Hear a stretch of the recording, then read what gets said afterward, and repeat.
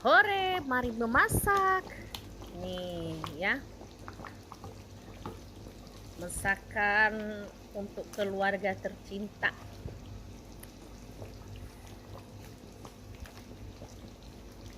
Saya mau menyampaikan satu kalimat yang mungkin bisa ditangkap dan direnungkan ini untuk kita semua,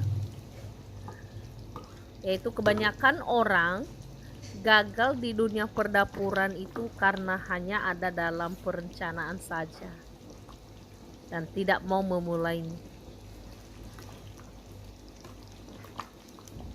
Ya, tapi kesukaannya yaitu suka menyimpan resep aja, resep makanan atau video-video bagaimana cara memasak kalau lewat di beranda, sampai nanti memori HP itu udah penuh. Ujung-ujungnya dihapus juga.